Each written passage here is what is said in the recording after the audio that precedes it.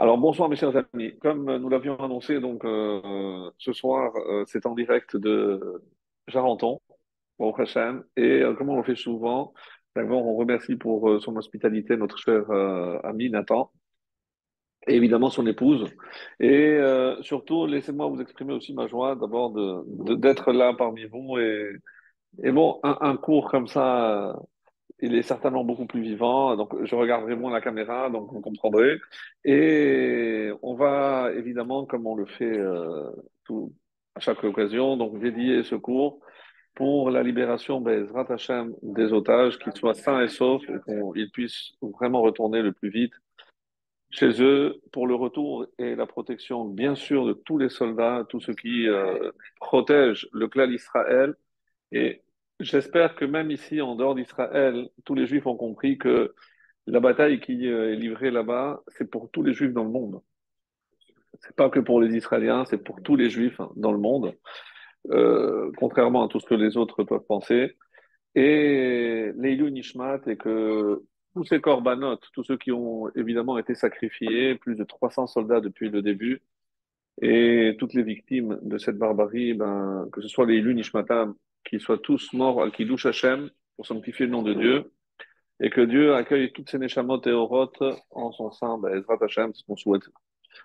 Alors voilà, on arrive, et la Refoua Shlema, bien sûr, de tous les blessés. Ça, c'est un autre cours, est-ce que c'est Gog ou Magog? C'est pas le thème de ce soir. C'est pas le thème de ce soir. Oui, oui, on va dire, on va dire. Alors, puisque vous m'avez entraîné avant de commencer, j'aimerais partager avec vous un très beau chidouche que j'ai entendu récemment. Et quand vous dites Gog et Magog, vous savez que cette guerre est annoncée, d'après les prophéties, pendant la fête de Sukkot. Et ça aurait dû être la Haftara de Shabbat Chol HaMoed, de Sukkot. Mais il n'y a pas eu de Shabbat Chol HaMoed, puisque ça a commencé par Shabbat, ça s'est terminé par Shabbat. Donc il n'y a pas de Shabbat intermédiaire, donc il n'y a pas de Chol HaMoed. Donc on n'a pas lu cette Haftara. On n'a pas lu cette Haftara. Qu'est-ce que ça veut dire? Bon, ça on laissera pour une autre occasion. Le fait qu'on n'ait pas lu ce texte, est-ce que ça a une symbolique? On ne sait pas. Quoi qu'il en soit, hein, un des symboles de la fête de Sukkot, et on va voir, il est intimement lié à quel personnage, la fête de Sukkot?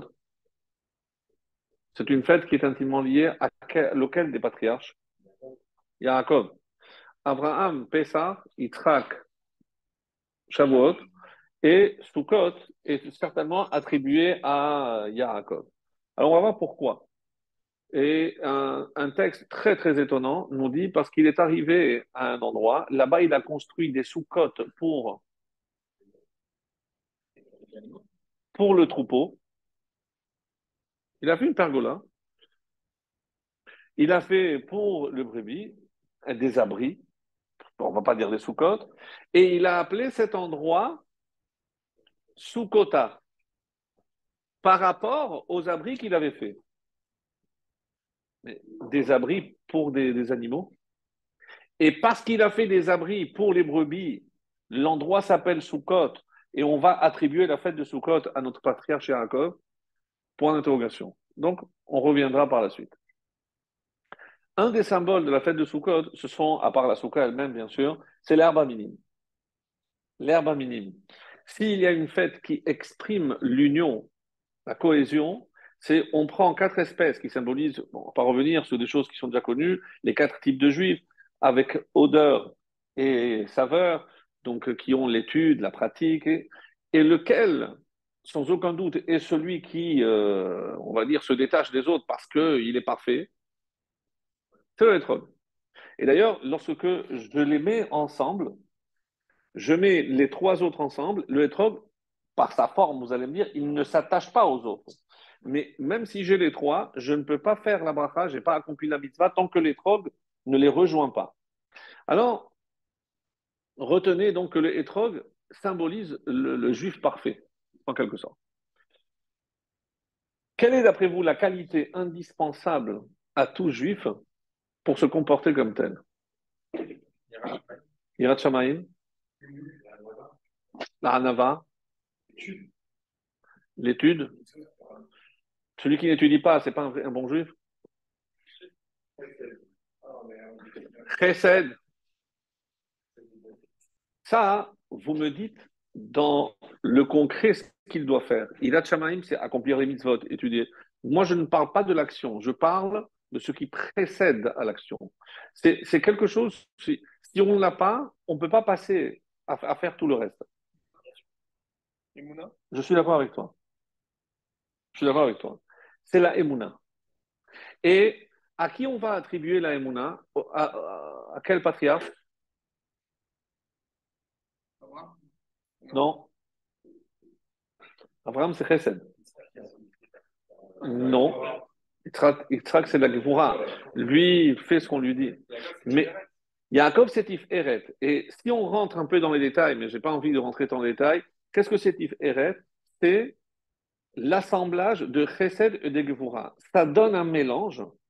Mais moi, je ne parle pas maintenant de ses qualités humaines. Je parle comment, quand on a parlé des Sukkot, comment le Zohar appelle le Skar. C'est pas le Zohar? Ah non. Non, c'est ta faute. Non, il faut que je vienne plus souvent. Il a. Merci. Ah bon, il vient de Jérusalem, lui compte pas. Il a dit Mehemnuta, c'est l'ombre de la Emouna. C'est l'ombre de la Emouna. Donc la Emouna est intimement liée à Yaakov. Donc on va tout tourner, on retombe toujours sur Yaakov. Alors, pourquoi? Parce que quand j'ai la Emouna, qu'est-ce qui me manque? Mais si je n'ai pas la Emouna, qu'est-ce que j'ai? Je répète. Quand j'ai la Emouna, qu'est-ce qui me manque? Et quand je ne l'ai pas, qu'est-ce que j'ai?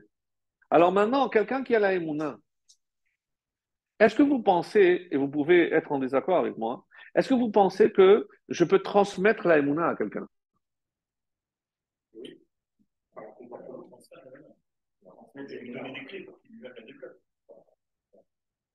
Tu es d'accord avec moi, Michael? Je ne pense pas que je puisse prendre quelqu'un et malgré, on va dire, tous les arguments que je pourrais étayer pendant des heures et des heures, c'est pas comme ça que je vais lui faire acquérir la Emouna. Oui, oui. Mais est-ce que je l'assois à côté de moi? Tu es mon fils, il faut que tu l'aies mon âme. Non, ça n'existe pas. Tu vas te comporter de manière à ce que, d'abord, il s'habitue, mais il y a quelque chose, vous pouvez ne pas être d'accord, hein, mais la émouna, elle fait partie de notre héritage. Ah, mais alors comment expliquer qu'il y a des juifs qui ne sont pas engagés, j'aime pas pratiquants religieux, là. Comment expliquer qu'ils ne sont pas engagés? Parce que la émouna, elle est voilée, elle est masquée. Donc, quand je dis que je peux discuter avec quelqu'un, c'est pas pour lui transmettre la émouna, c'est pour enlever les voiles qui cachent sa émouna. Mais la émouna, elle est en lui, pour débloquer. Donc, si j'arrive à prendre un juif, et des fois, qu'est-ce qu'il faut pour réveiller ou éveiller la émouna? Il faut une secousse. Ça peut être une épreuve personnelle, ça peut être des événements comme ceux que malheureusement on a eu à connaître. Donc, on ne peut pas rester indifférent. Alors lui, il va tout rejeter. Lui, au contraire, il va réfléchir. C'est pas logique, ça. Comment expliquer cela? D'ailleurs, à ce propos, oui, oui, c'est vrai, c'est pour ça, il y a les deux. À ce propos, j'aimerais apporter une petite, peut-être pas correction, mais généralement on dit que ici-bas, on reste avec nos questions. Pourquoi? Parce que où est-ce qu'on aura les réponses? Là-haut. C'est ce qu'on a l'habitude de dire. J'aimerais justement rectifier cette notion-là, parce que c'est comme si là-bas, il y a la boîte à réponses. Ici, c'est la boîte à questions. C'est faux. C'est pas ça. Une fois qu'on aura une perspective d'en haut, on verra tout clair, et du coup, il n'y a plus de questions. C'est pas qu'on trouvera des réponses, c'est qu'il n'y aura plus de questions. Car les questions viennent de l'obscurité. Et tout est lié à ce que j'ai envie de développer ce soir. Puisque quelle est la prière que Yarakov va instaurer jusqu'à nos jours? Arvit. c'est-à-dire le soir. Et c'est le soir, juste après le schéma, qu'est-ce qu'on dit, Emet? Ve'emuna, encore une fois le soir. Qu'est-ce que les Hagid Baboker Chazdecha, le matin, je peux te remercier. Pourquoi? Parce que c'est clair, je sais que ça vient de toi. C'est le matin, c'est le jour, je vois tout clair. Hazak uvarur, ve'emunatecha balelot. Mais la nuit, je ne vois pas. Et qu'est-ce qu'il me faut? C'est la emuna. Et c'est pour ça que c'est tellement difficile de répondre à cette question. Comment imaginer que dans la discussion, dans le Talmud, on dise est-ce que la prière de Harvit, elle est obligatoire ou elle est réchoute, facultative? Je dis, mais après ce qu'on vient de dire, mais c'est crucial. J'ai envie de dire, mais je ne vais pas dire que c'est plus important que les autres, mais elle est cruciale, elle est incontournable. Et on va même, ça c'est juste pour le fun, aller discuter, est-ce que lorsque je dis qu'il y a trois prières, Shachrit, Mincha et Arvit, est-ce que je dis comme la création, c'est-à-dire, c'est-à-dire je compte Arvit, Shachrit et Mincha. Ou alors, non. Si je dis que c'est comme les korbanot, donc c'est Shachrit, Mincha et Arvit. Et bon, d'accord, mais qu'est-ce que ça va changer? Parce que quelqu'un qui a manqué une prière, par exemple, je n'ai pas fait Mincha. Alors on me dit de faire deux fois la suivante. Mais si je dis qu'il y a Shachrit, Mincha et Arvit, donc je peux faire Arvit parce que c'est la suite. Mais si je dis que c'est Arvit, Shachrit et Mincha, donc le Arvit, ça appartient à un autre jour déjà. Donc qu'est-ce que je vais dire deux fois ici? Ben, je ne rattrape rien. Avar Zmano, Batel Korvano. Non, la réponse, si ça vous intéresse, la réponse est que je fais quand même deux fois Arvit. Mais pas parce que c'est la suivante et que je viens remplacer. C'est Betorat Nedava. Avant, le temple existait. Je pouvais aller et offrir quelque chose parce que j'avais cet élan d'offrir quelque chose au Beth Amikdash. Aujourd'hui, qu'est-ce que je peux offrir? Puisque c'est Unchalema Falim Sefatenu, ce sont nos prières qui remplacent les korbanot. Donc, j'offre une fila. Je dis voilà, si je te la dois, ben, elle est là. Sinon, considère-la comme une nedava, comme un cadeau. Bon, ça, on peut faire comme ça. Donc, ça, c'est par rapport à la Emouna. Maintenant, donc, quelqu'un chez qui j'ai réussi à éveiller la Emouna, c'est à ce moment-là qu'il va entrer dans un processus. Lequel? Teshuvah. Tout le monde est d'accord? Une fois que j'ai réveillé cette étincelle, ça c'est un petit coin, un petit clin d'œil à Hanouka, c'est cette partie de la Neshama qui n'est jamais atteinte ni souillée. Donc, lorsque j'arrive à l'éveiller, et c'est pour ça qu'elle va en croissant, j'augmente à chaque fois, donc je pars d'un processus de Teshuvah.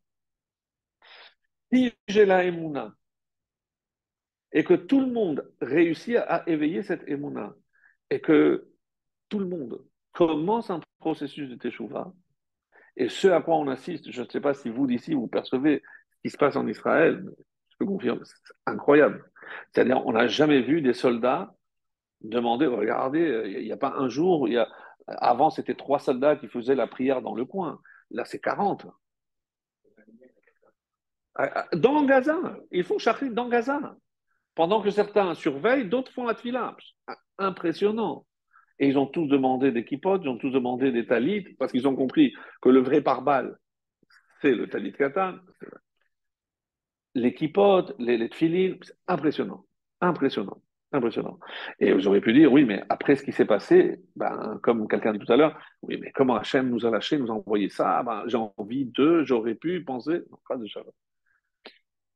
Dès qu'on aura assisté à ce processus qui consiste à éveiller la émouna et assister à la teshuva, on dira que ça va entraîner le début de la Géoula. Maintenant, comment on dit en hébreu le début de la Géoula? Vous ne faites pas la prière pour l'État d'Israël. Reshit Tzmihad Lulav. Maintenant, comment je vais appeler maintenant le début de la Géoula? Reshit Géoula. Donc, la Emouna et la Teshuvah entraînent Reshit Geoula. Prenez les initiales. Emouna et la Teshuvah, Aleph Tav. D'ailleurs, de la Emouna, je vais jusqu'à la fin, c'est la Tav, c'est la dernière lettre. Je parcours tous les 22 lettres. Et où je vois ça, Yishkav. Yaakov, Yishkav, il s'est couché, il se couchera. Yishkav, Yesh, il y a Kav, 22 lettres de l'alphabet. Il a compris que c'était le don de la Torah qui était en jeu là. Yishkav. Et Reshit Geoula, Resh Gimel. Aleph Tav plus Resh Gimel, c'est Et Trog.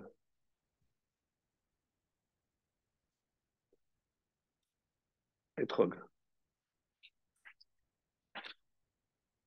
Le Etrog renferme, et c'est ça la perfection, pas que les tzadikim. C'est lorsque tout le monde réussira à développer la Emouna en Teshuvah. La Emouna, c'est quelque chose, c'est un idéal. Et la Teshuvah, c'est lorsque je commence à passer à l'action. La Emouna, c'est ce qui me permet de voir dans l'obscurité. Ve'emunatecha balelot. C'est ce qui me permet de voir dans la galoute. Et Yaakov, où il sort, Vayetse Yaakov, il sort vers la galoute. C'est la paracha qui est appelée la paracha des galouillottes. C'est pas juste il sort. Parce qu'on nous a dit la fin de la semaine dernière, parce que ses parents lui ont dit non, on va chercher une femme, donc on dit il est parti. C'est bon. Mais Vayetse Yaakov, ce titre symbolise la galoute d'Israël. Et on avait déjà, pour ceux qui se souviennent, Pirkei de Rabbi Eliezer nous avait dit, parmi les différentes interprétations de ce rêve où il voit les anges monter et descendre, donc qu'est-ce qu'on avait dit? Qu'est-ce que Dieu lui a montré? Les Arba Galouyot. Il a vu Bavel monter 70 marches et descendre. Paras et Madaï, Perse et Mède, 52 ans. Yavan, 180, il est descendu. Et Edom, il l'a vu monter, il n'a pas vu redescendre. Et Hachem l'a rassuré, ne t'inquiète pas, ils savent, c'est moi qui vais m'occuper, c'est moi qui vais le faire descendre. Donc, toute la vie de Yaakov symbolise la galoute, certes, mais aussi la Géoula. Comment je vois la Géoula dans cette paracha?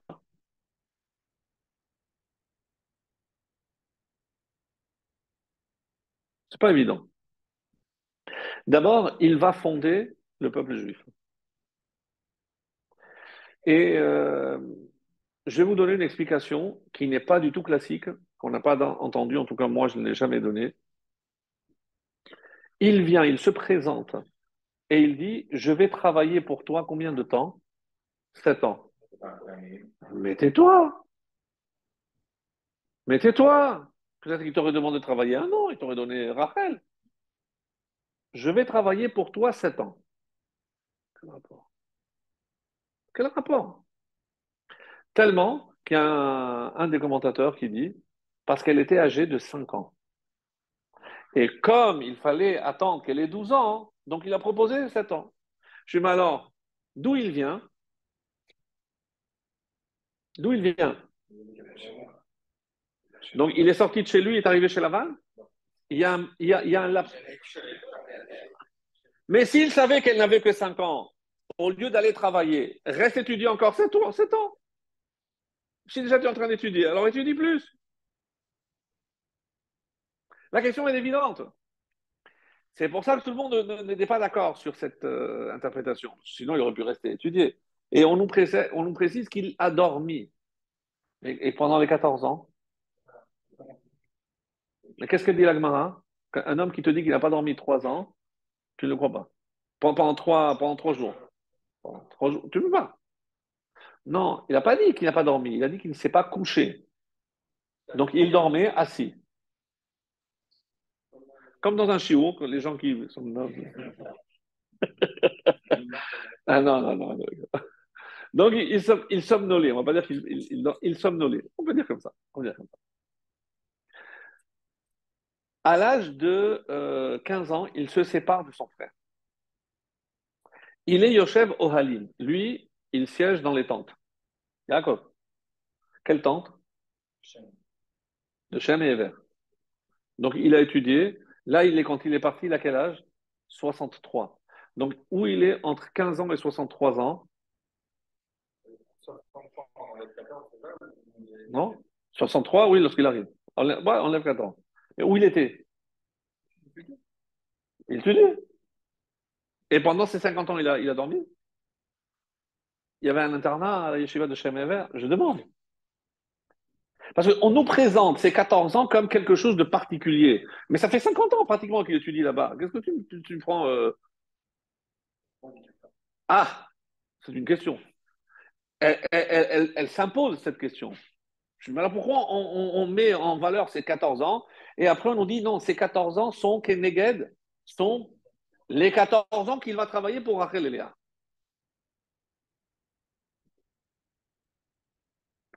Bon, c'est comme s'il fallait se préparer pour le mariage et c'est pendant ces 14 ans qu'il va se préparer. Admettons, admettons. Quand il va tenir un discours très étonnant concernant quoi? La manière qu'il a eue de gérer le troupeau. Il n'a pas dormi pour protéger le troupeau. Tellement qu'il y a un midrash qui dit qu'il y a des lions qui sont allés se plaindre à Dieu. Je dis, cet homme-là, il nous empêche de manger. Parce que d'habitude, les lions, ils viennent, ils prennent un peu de troupeau par là, par là. C'est le troupeau qui était gardé par Yaakov, intouchable. Intouchable. Non, c'est un midrash, c'est rigolo. Mais pour dire, et comment il faisait? Il ne dormait pas. Donc c'est longtemps. Et donc c'est quelqu'un qui a un problème avec le sommeil. Donc c'est un insomniaque. Non, comment il peut tenir? Comment il peut tenir? Comment il peut tenir? Après, il va nous expliquer que il s'est occupé du troupeau, qu'il ne l'a pas lâché, etc. Tellement que un midrash qui dit quel type d'animaux on offrait sur le misbéach comme korban.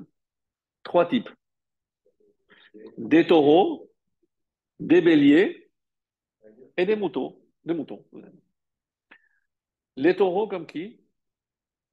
Comme Abraham, parce qu'il a couru pour prendre des taureaux, pour donner la langue.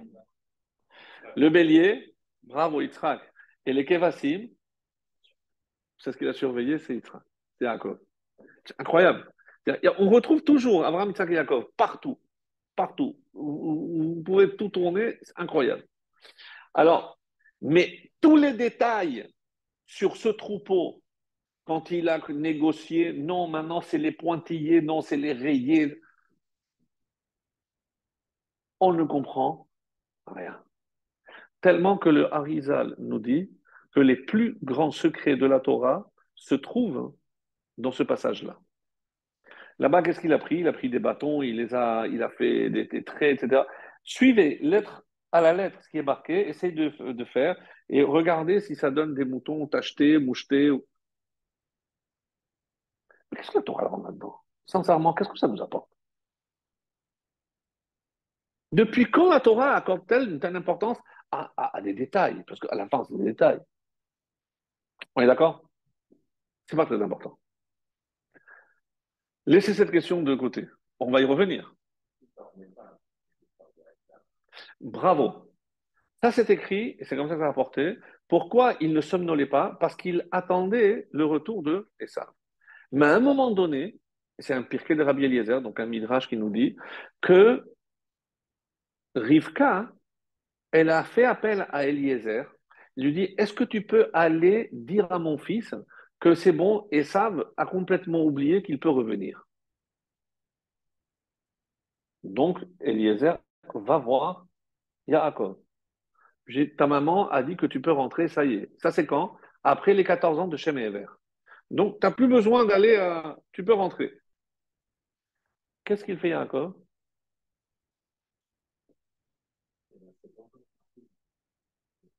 Mais il n'écoute pas sa mère. Il y va quand même. Je comprends pas. Il y en a qui ont dit que, à cause des 20 ans qu'il n'a pas fait Kibbout Avahem, il perdra aussi Yosef, qu'il perdra de vue. Donc, on sent qu'il y a ici comme un reproche. Vous savez, non.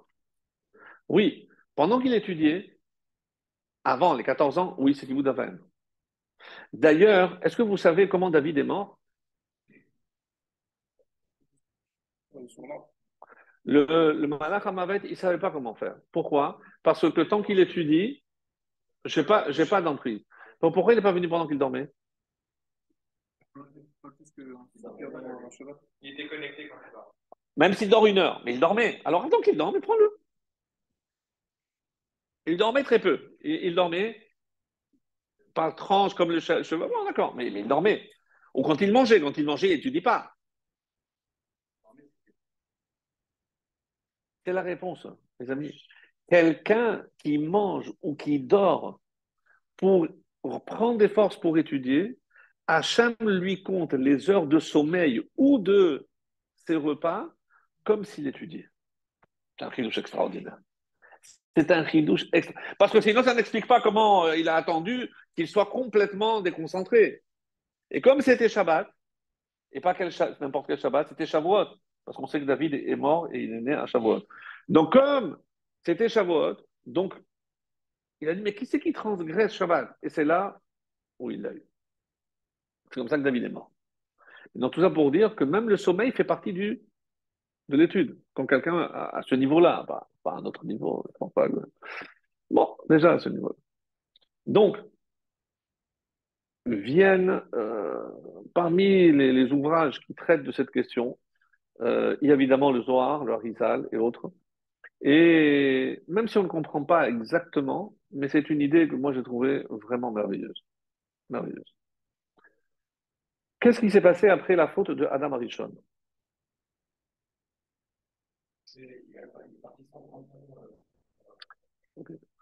Mais est-ce que vous avez déjà entendu cette expression qui dit que toutes les âmes à venir se trouvaient dans l'âme globale qui était Adam Arishon? Quand Yaakov est sorti, à combien s'élevait son troupeau?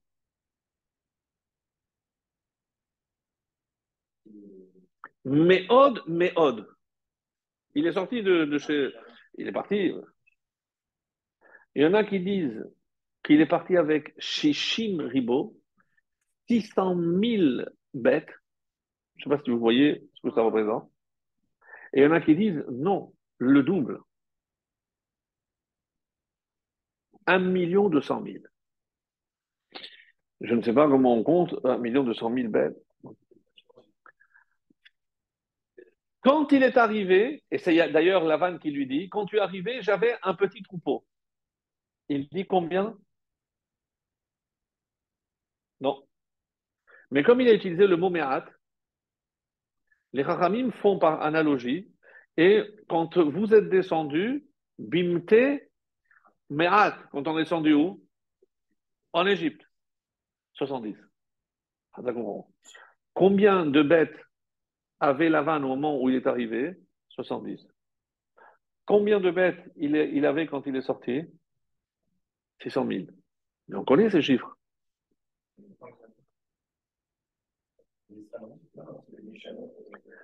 Quand on est descendu, on était 70 en Égypte.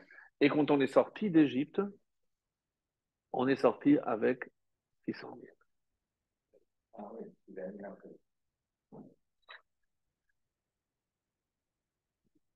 Qu'est-ce qui se passe là? Qu'est-ce qui se passe? Le Harizal. Les âmes qui étaient contenues chez Adam Arishon se sont éparpillées.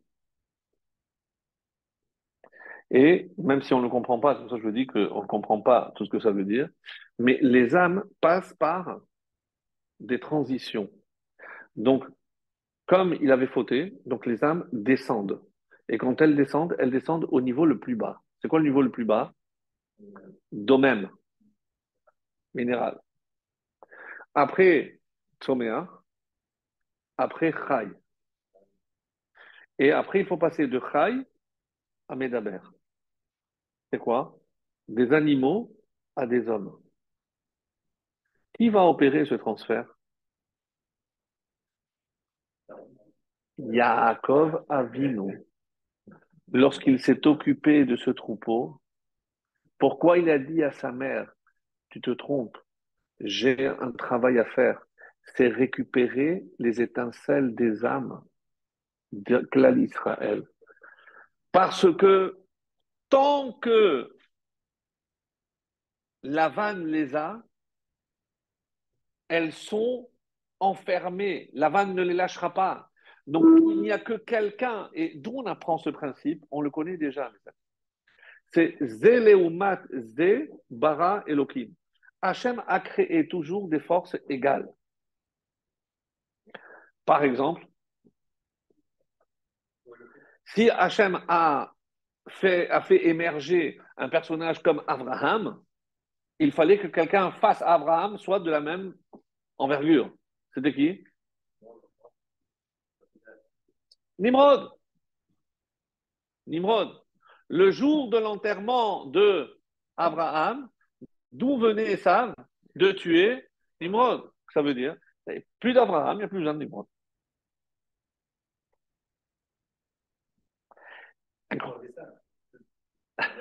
Le jour même. Mais Yaakov, pour faire maintenant cette opération de récupérer toutes ces nitzotzot, chez qui il doit aller? Lavan. On dit que Lavan, c'était le chef de toutes les sorcelleries qui pouvaient exister. Il connaissait tout ce que vous pouvez imaginer comme sorcellerie, il les connaissait. Donc il fallait, ces 14 ans qu'il a étudié, et qu'est-ce qu'il a étudié? Comment libérer des âmes qui sont renfermées dans des animaux pour qu'elles puissent être transférées à des hommes. Qu'est-ce que Yaakov a fait? Il a sauvé le peuple juif. Nous, on dit qu'il a créé le peuple juif parce qu'il a fondé avec Rachel et Léa les 12 tribus. Mais pourquoi la Torah accorde une telle insistance, une telle importance à savoir si les troupeaux, s'ils sont comme ça ou s'ils sont comme ça? Est-ce que Yaakov est parti avec tout le troupeau? Non. Parce que ceux qui n'étaient pas mouchés, etc., ça veut dire qu'il y a une partie qui sont restés chez Lavan. Ça veut dire que c'est les Juifs qui ne sont pas sortis d'Égypte.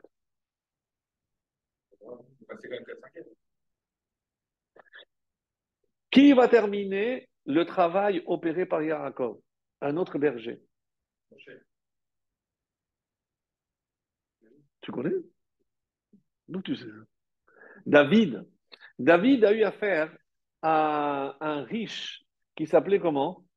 Qui ne voulait pas donner ses animaux. Et à la fin, il est mort et David a pu récupérer ses animaux. Comment s'appelait cet homme, ce rachat? Naval.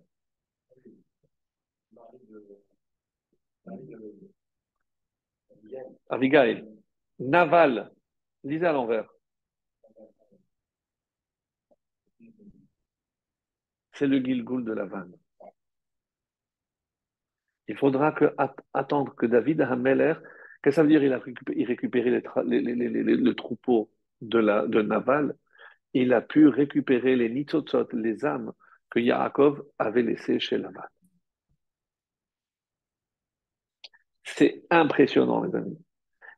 On, on voit la Torah sous un autre angle. On n'est pas en train de parler ici de choses extrêmement importantes. C'est à qui on doit la sortie d'Égypte, Mais c'est Yaakov qui travaille pour ça. Tout le travail qu'il a fait chez Lavan, vous croyez que c'était juste pour s'enrichir, pour sortir avec du troupeau, sérieusement, alors que sa mère lui a dit tu peux rentrer. Regardez comment le prophète fait allusion à tout ce que je viens de dire en deux phrases. C'est la Haftara qui est lue par les Ashkenazim. Parce que nous, on lit Ve'amit Elohim. C'est-à-dire, mon peuple vacille, dimshuvati, Et c'est de là où on apprend que le seul qui continuera à assurer les vols, c'est Elal. Ve'el-al yikra'uhu. On va appeler Elal. Sinon, on ne peut pas rentrer. Mais il faut rentrer. Mais lisez les prophètes, tout est écrit. C'est incroyable. Donc, nous, on termine et les Ashkenazim commencent à Vaïvra, c'est-à-dire le verset 13. Je vous lis. Vaïvrach Yaakov, c'est des Aram. Il s'est sauvé, il s'est enfui vers le champ de Aram. Vayaavod Israël, tiens, on est passé de Yaakov à Israël. Vayaavod, il a travaillé Beisha, pour une femme. Au début, pour qui il a travaillé? Pour Rachel.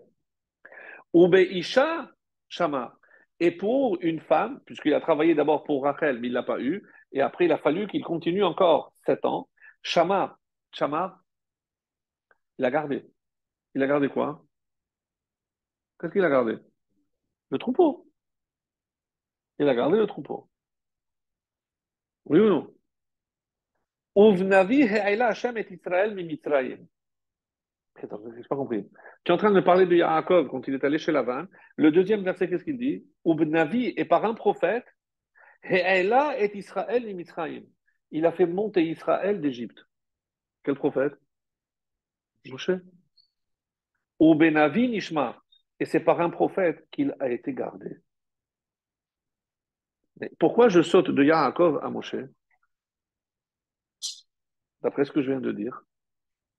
C'est grâce à ce que Yaakov, Shamar, il a gardé ce troupeau, que c'est Moshe qui a pu le faire sauter.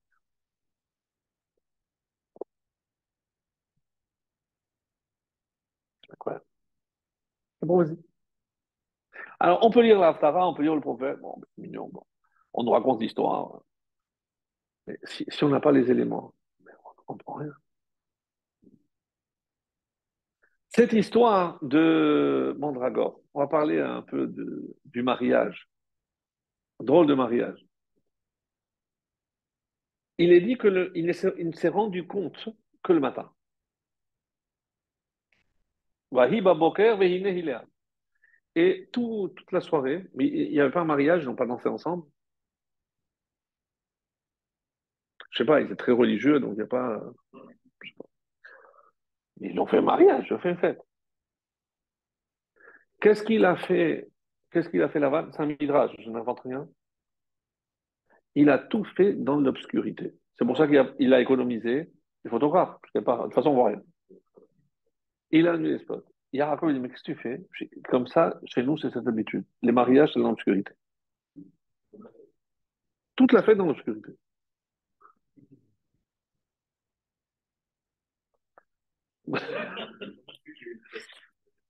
Oui, mariage, oui, parce que c'est pas la coutume de faire comme ça chez nous. Non, non, non, il a fait un mariage. Mais Lavan était le notable là-bas dans la ville, donc il a invité tout le monde. Donc c'était quelque chose de connu. Donc c'est sûr, il a fait une fête.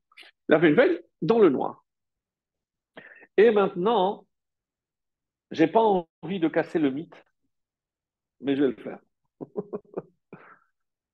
Rachel, elle a transmis les simanim à sa sœur. Quand il y a les mandragores, l'histoire des mandragores, on dit que Réhouven avait apporté. Alors, ils ont apparemment des vertus aphrodisiaques pour tomber enceinte, etc. Et quelle est la phrase que Léa ose dire à Rachel? Tu m'as volé mon mari. Alors, il y a mal donne là. Qu'est-ce que tu racontes là? C'est moi qui t'ai donné les images. Ouais, pas moi. Rachel n'a jamais dit à sa sœur, je vais te passer les synonymes. Tu sais ce que j'ai étudié? Quelles sont les trois obligations de la femme? Chala, Nida et Adlakatame. Le soir du mariage, c'est le soir de l'examen. Yaakov demande, est-ce que tu connais les trois obligations? Ah, tiens, c'est ce que j'ai étudié avec ma sœur. Oui, Chala, Nida, ah, magnifique. On y va.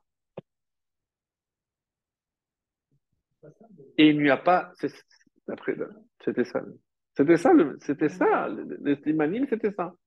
Donc, en fait, quand Léa, elle a répondu, elle n'avait pas l'impression qu'elle était en train de prendre la place à sa sœur. Parce que il a posé une question, elle a répondu. Sinon, on ne comprend pas cette phrase qu'elle a prononcée. Pour elle, elle n'a jamais usurpé la place de sa sœur. Étonnant. Très étonnant. Une discussion que j'aimerais vous lire parce qu'elle est ahurissante. La discussion le matin. Alors, je sais pas, on est premier jour de mariage, le matin, on ouvre les yeux, et c'est pas ma femme. Je dis, mais qu'est-ce que tu fais là? Mais tu m'as épousé, qu'est-ce que tu fais là? Je suis ta femme. Je dis, mais pas du tout. Je dis, mais comment as-tu osé quand je t'ai appelé Rachel, tu m'as répondu? Je dis, mais t'es mal placé, toi.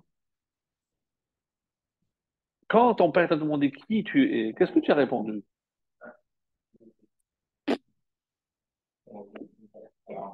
Ah non, mais est-ce qu'il y avait une caméra? Comment elle savait ce qui s'était passé dans la chambre de Yitzhak? Ah non, il a dit. Anochi et ça. Ah non, non, non, il a dit ça. On peut pas dire. On peut pas dire que non. Là, il a dit. Il a dit la phrase, il a prononcé.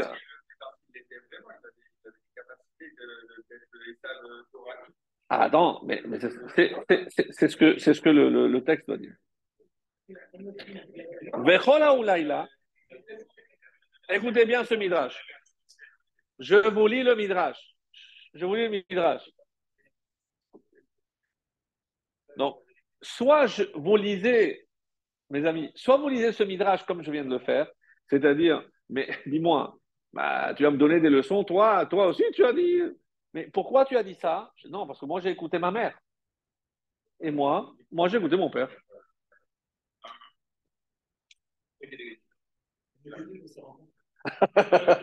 Toi, tu as dit je suis ça. Pourquoi? Parce que tu as écouté ta mère. Moi, je dis oui, je suis Rachel parce que j'ai écouté ma mère. J'ai écouté mon père. Toi, tu as fait Kiboudavar, moi aussi j'ai Kiboudavar. Un partout, la balle au centre. Allez, je peux rien dire. Je peux rien dire. Le texte du Midrash. Il dit comme ça. Vechol oto alayla kara Yaakov lelea Rachel. Et à aucun moment elle a dit non, non, je suis pas Rachel.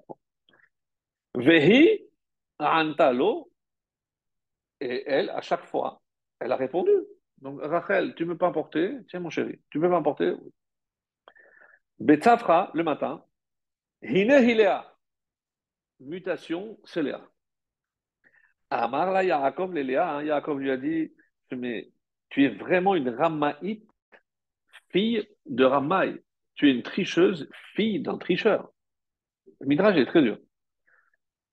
Alors, Lav balayla hu karina Rachel ve'at anitli, mais je t'ai appelé Rachel, tu m'as répondu. Alors il a dit, c'est elle qui répond. Amrale Léa le Yaakov. It sofer de lettres et talmidim. Est-ce qu'il y a un maître s'il n'a pas des élèves?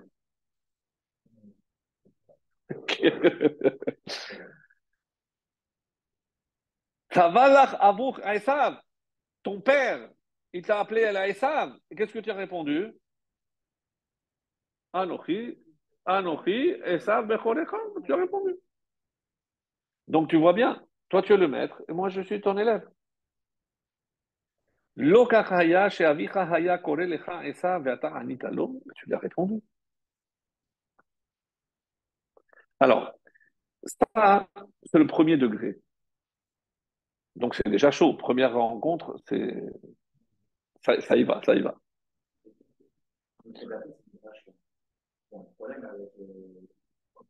Oui. Parce que là, il l'appelle Rachel. Donc elle aurait dû se douter. Ouais, mais elle a fermé les yeux. Elle a préféré ignorer. Ben, mais de toutes les façons, elle savait aussi très bien qu'il avait travaillé pour Rachel. Puisque tout le monde le savait. Tout le monde savait qu'il a travaillé pour Rachel. Donc, mais elle ne savait pas que c'était les signes par lesquels il allait penser que c'était Rachel. Admettons comme ça. Deuxième lecture. Elle lui dit, quand ton père t'a appelé, qu'est-ce que tu as dit? Que tu es qui? Et ça. Et moi, je l'ai avec Esav. Moi, je suis destiné à Esav. Maintenant, tu as endossé Esav, je suis de ton lot de consolation. Ouais. D'ailleurs, c'est vrai. C'est vrai. Non, mais parce que tu n'as pas comparé Yaakov à Esav. Donc, elle a vu que c'était un vrai rachat. Donc, il a pas osé. D'accord, admettons. Mais quand Yaakov arrive, Rachel est en train de faire paître le troupeau de son père. Vous trouvez que c'est normal? Parce qu'il y a certains commentaires qui disent qu'elle n'était pas jumelle, que Léa était l'aînée. Parce qu'on disait l'aînée pour l'aînée et la petite. Oui, mais je peux dire que dans des jumeaux, il y a toujours l'aîné, même de quelques minutes. C'est l'aîné. Mais il y avait là-bas trois troupeaux. Oui. Il était tellement avare qu'il prend ses propres filles pour s'occuper du troupeau. Certains, pas qu'elle avait 5 ans, mais on va prendre sa fille de 5 ans pour s'occuper de notre troupeau, ben, tu n'as qu'à payer un berger, quoi, je sais pas moi. Personne ne voulait travailler pour Lavan parce qu'il avait une réputation exécrable et que de toutes les façons, personne ne lui faisait confiance. Il a été obligé de prendre ses filles. Alors prends la grande, prends Léa. Mais Léa, elle avait les yeux ternes, délicats. Il n'y avait pas encore les lunettes de soleil. Donc, il ne voulait pas exposer Léa au soleil. Et c'est pour ça que Rachel a dit, je prends sa place, pour protéger sa soeur. Donc, depuis le début, bravo pour la remarque, depuis le début, Rachel protège sa soeur. Donc, vous voyez que Rachel, c'est quelque chose d'exceptionnel. Mais maintenant, qu'est-ce que Léa, comment Léa se défend? C'est toi qui as, bien sûr, c'est toi qui as voulu jouer le rôle de Esav, donc tu es obligé de m'épouser. C'est pas que je suis en train de me moquer. Ah, moi j'ai dit Esav. Non, tu as dit que tu es Esav. Donc maintenant, il faut que tu assumes. Et comme moi, j'étais destiné à Esav. Maintenant que toi, tu assumes le rôle de Esav, je suis obligé de t'épouser. Et la preuve, c'est que tous les prophètes et tous les rois descendront de Léa. Yehuda, Yehuda, Yehuda. Les sœurs sont tendues. Oui, on peut dire ça. Alors, juste par rapport un détail aussi très, très important, c'est, puisqu'on a parlé de la tfila, après je reviendrai sur le mariage. Lorsque on sait que les trois brachot de la Hamida, elles ont été instaurées par rapport à qui? La première, c'est clair, parce que c'est écrit, Magen Abraham, Yitzhak, Mechaye Hametim, et Yaakov,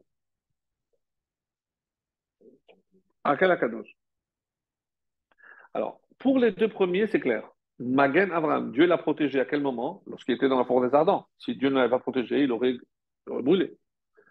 Mais Chaya Metim, comme le Zohar dit, c'est que Yitzhak est effectivement mort pour que on change la Neshama, la nature de la Neshama. Donc, et les Malachim, ils ont vu ça, ils ont dit, ah, Mechaya Metim. On a assisté au premier Metim. Mais pour Yaakov, c'est pas très clair. Quel rapport avec El Akadosh? Hakel Hakadosh, Dieu saint. El Akadosh. Ata Kadosh, toi tu es saint. Veshimcha Kadosh, Ukdoshim Yalelu Chasela. Et ceux qui sont saints vont glorifier, louer ton nom. C'est qui va glorifier le nom de Dieu? Ukdoshim, tous les saints. Donc il y a plusieurs de Béni Israël. Et de qui descend de Béni Israël? De Jacob. Quand il a dit Manora Hamakom Haze, Enze Ki Bet Elohim. Veze Sha'ara Shamayim. Lorsqu'il a pris conscience de l'endroit Et quel endroit, dans quel endroit il est? Hara Moria. Hara Moria, où il y a de la Kedah d'Yitzhak. Rachid le rapporte. Hara Moria. Et il a fait un bond, parce que moi, il s'est retrouvé là-bas. Bon. Et qu'est-ce que Hachem voulait lui montrer? Toute l'histoire du peuple juif. Toute l'histoire du peuple juif. Quand il lui a. Oui. Et c'est pour ça que le Midrash va beaucoup plus loin. Et il dit comme ça.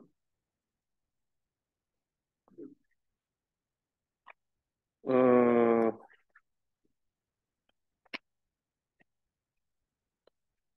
Manora hamakom hazeh, en ze ki imbet elokim, veze sha'ar hashamayim. Le Midrash dit de ce verset, on apprend, parce que qu'il y a marqué ze, combien de fois? Vaïra manora makom hazeh, en ze ki imbet elokim, veze sha'ar hashamayim. Il y a trois fois ze. Qu'est-ce qu'il a vu? Trois. Les trois temples. Dieu lui a montré les trois temples. Yaakov Avinu a vu les trois temples. Il a vu la construction, la destruction du premier, la construction, la destruction du deuxième, et il a vu le troisième. Pourquoi? D'abord, parce que vous voulez partager la prophétie avec lui? C'est notre père, donc c'est sa nature, donc il nous l'a donné aussi, il l'a transmis aussi. Donc nous aussi, on est cette vision, alors elle est peut-être cachée, elle est peut-être masquée, mais on l'a aussi en nous. C'est une transmission, ouais, ça va très bien. Que vous le vouliez ou non, Yaakov, et c'est dans la prophétie que je viens de lire, c'est Israël. Et Israël, c'est nous. C'est-à-dire, il nous a tout transmis. Et donc, toi qui vas être le fondateur des 12 tribus, et Zé, c'est combien? 7 et 5, 12. Tu es le fondateur des 12 tribus. Et c'est pour ça que le Midrash dit quand il a pris les pierres, il y a plusieurs opinions, mais il y a qui disent que c'est 12 pour savoir si c'est lui qui allait fonder les 12. Normalement, on dit qu'Abraham aurait dû faire, mais à cause d'Ishmaël, il n'a pas pu, il traque. Eh ben, on sait que Esav, en sortant, il a arraché la matrice de sa mère, comme dit le Midrash.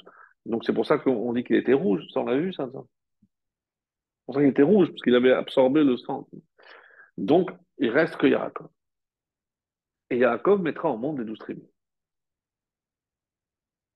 Donc, pour le consoler, et aussi, à mon avis, aussi pour lui donner la force. Parce que, pourquoi il fait Arvit?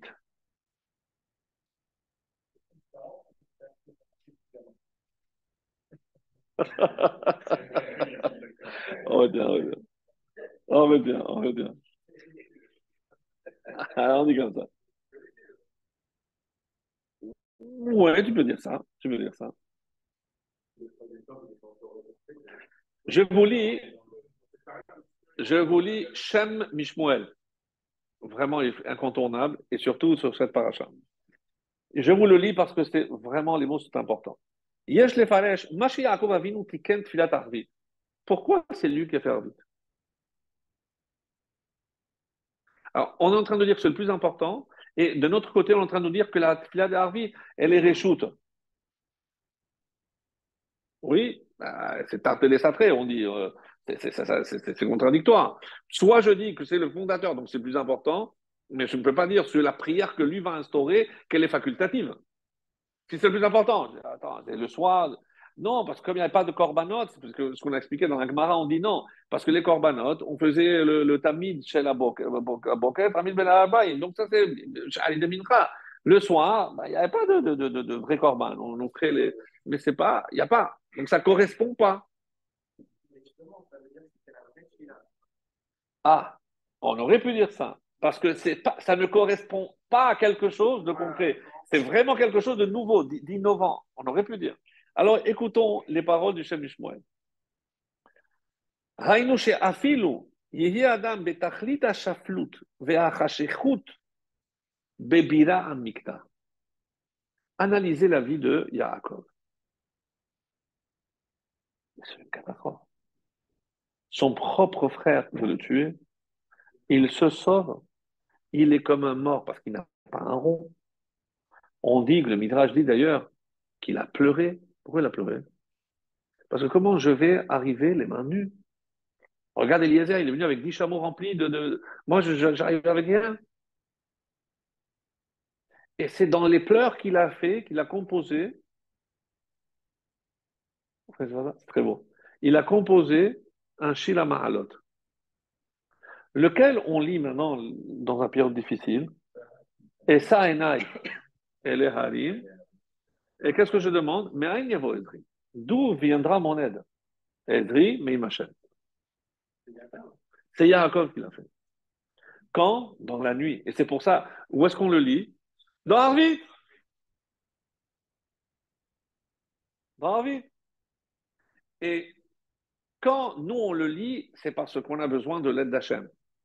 C'est indéniable. Mais lui, dans quel contexte il l'a dit? Comment maintenant je vais trouver une femme? Alors que j'ai rien, j'ai les poches vides. Comment est appelée la femme dans la Torah?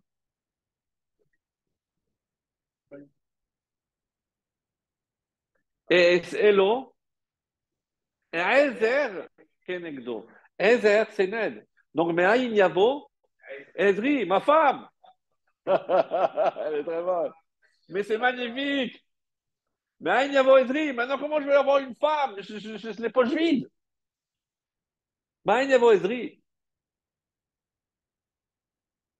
Incroyable. Il y a des choses incroyables. Il y a des choses incroyables. Alors, on termine le Shem Shmuel parce que c'est. Quoi, c'est que le temps passe aussi vite, je suis d'accord avec vous. Oui, oui. Alors, écoutons la fin. Parce que c'est... Donc, c'est la tfila qui est dite dans l'obscurité. Lorsque l'homme se trouve, bira amikta, dans un trou profond, dans le désespoir. Parce que, encore une fois, Babok, les Hagid Babok el Hazdecha, on n'a aucun mérite. Parce que Hachem, tu es le plus gentil, mais tout va bien. Je vois qu'il est en Chazdo, le matin, je vois tout clair, c'est bien. Je vois que c'est Hachem qui m'aide. Mais dans l'obscurité, dans l'épreuve, mais il est abandonné, il est loin de ses parents, il est paumé, il n'a pas un rond en poche. Mettez-vous à sa place. Hein.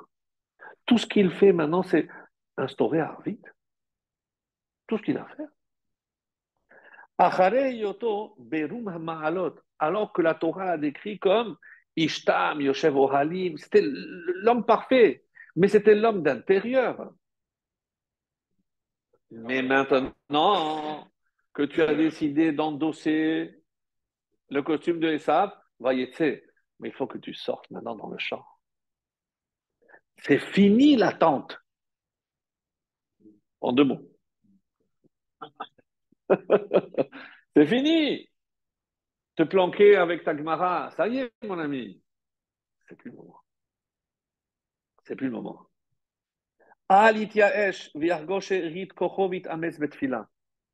Et qu'est-ce qu'il nous a appris, Jacob? C'est qu'au moment de détresse, au moment de l'obscurité, c'est le moment de prier. Et donc émerge cette fila de Harvit qui est presque, on a envie de dire, mais la plus importante. Remercier Hachem lorsque, grâce à Dieu, tout va bien. C'est magnifique. Birkat Amazon, c'est de Horaïta. Ça, je veux bien.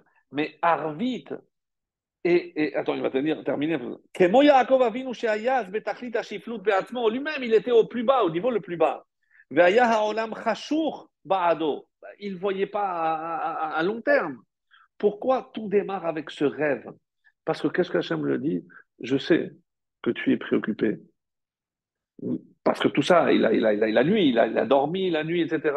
Mais qu'est-ce que Dieu voulait lui révéler dans les rêves? Ne t'inquiète pas. Regarde ce qui t'attend. Regarde le projet. Regarde le programme. C'est le faire le plus. Shaya mityare shelo yipol haz veshalom leshlosha averot hamurot. Il avait tellement peur de tomber tellement bas, de transgresser les trois fautes, comme ça il dit. Midrash de Kaman, le Pasuk, Ushmarani Baderech Hazeh, qu'est-ce qu'il a prié? Hachem le protège d'avoir à tuer son frère. Les trois, on avait vu ça. Mikol Makom, Lo Nitbahel Ve'aita Da'ato Miyushevet Alav, une fila. Et le fait que malgré son état d'esprit, il ait pu quand même fonder, instaurer cette fila. Maintenant, la réponse. Comment les Chachamim, ils ont eu une hava amina, ils ont une pensée de dire c'est une tfila facultative. À partir de ce que je viens de dire, vous avez la réponse.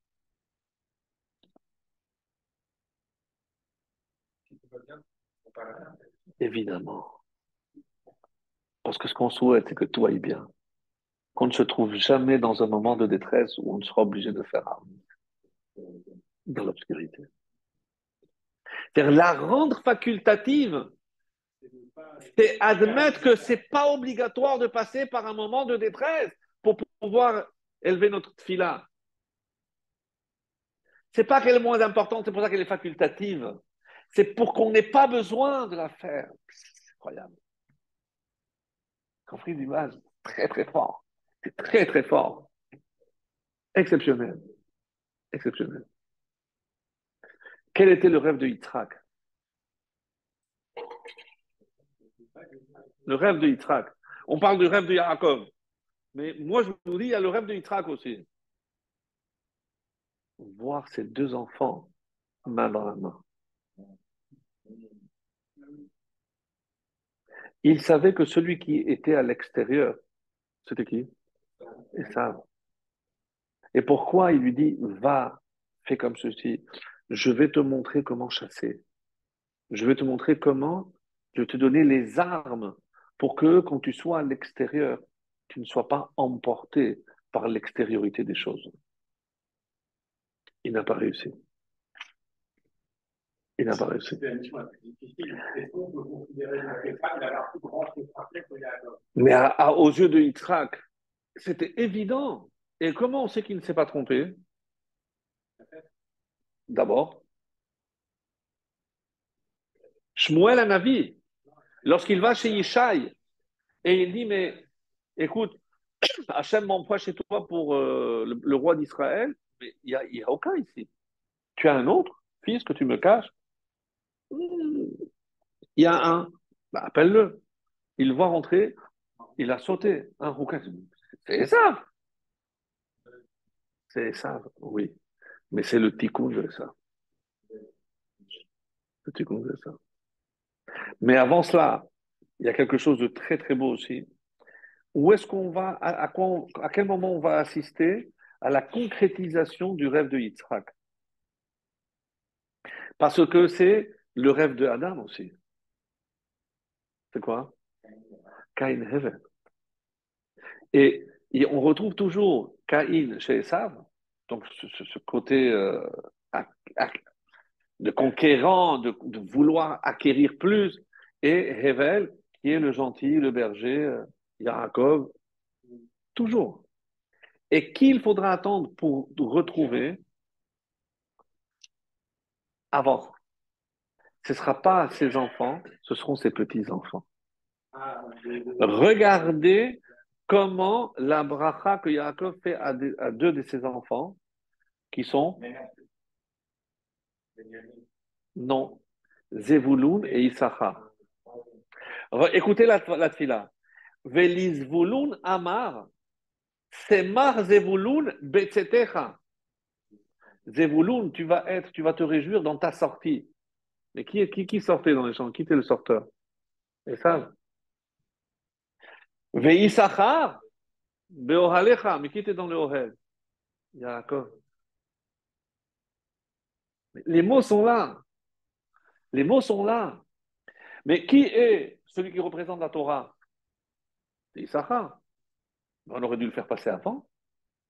Et comment elle est faite la bracha? Les Zvulun amar semach Zevulun betzetecha. Parce que si Zevulun ne sort pas, Issachar ne peut pas étudier. Si nos soldats ne vont pas au front, pour qui on va prier, nous? Qui va nous défendre? Bien sûr. bien sûr. C'est-à-dire, on voit Issachar et Zevulun, c'est la première concrétisation du rêve de Adam, mais aussi du rêve de Yitzhak. Et c'est les petits-enfants qui vont réaliser. Ou un reste à l'intérieur, comme Yaakov, et l'autre va sortir. Et dans la bracha, qui passe avant? Celui qui sort. Qui Yitzhak voulait bénir d'abord? C'est ça. Qui était le sorteur. Et maintenant, vous comprenez le titre de la paracha. Vayetse Yaakov. Donc ça veut dire, c'est Esav, c'est Esav.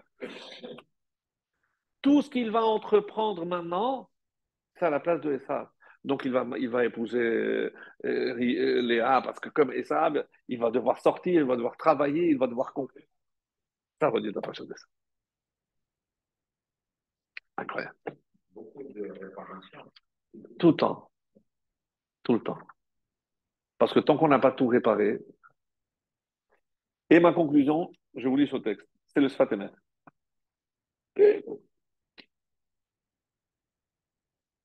Concernant le mariage de Léa,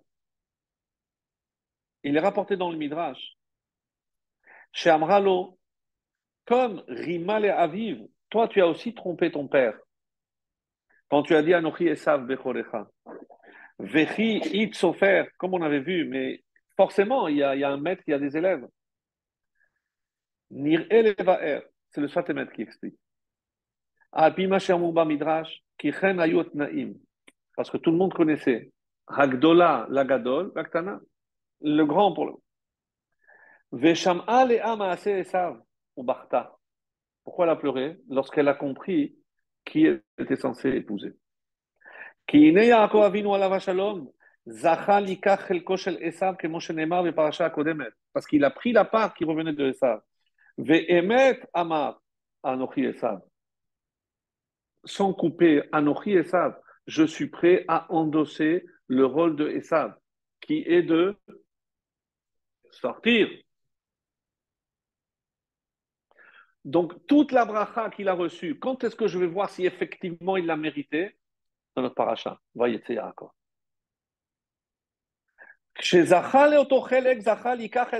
Et évidemment, maintenant que tu vas jouer ce rôle, tu dois prendre Léa.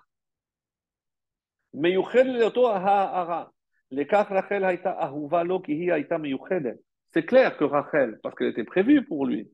Mais maintenant, tu as accepté de prendre le rôle de Esav, tu dois aussi épouser Léa. ולאה הייתה מיוחדת לחלקו של עשיו, לכן כתיב שנואה לאה. On peut imaginer que ça veut dire Senoua, elle était haïe, détestée.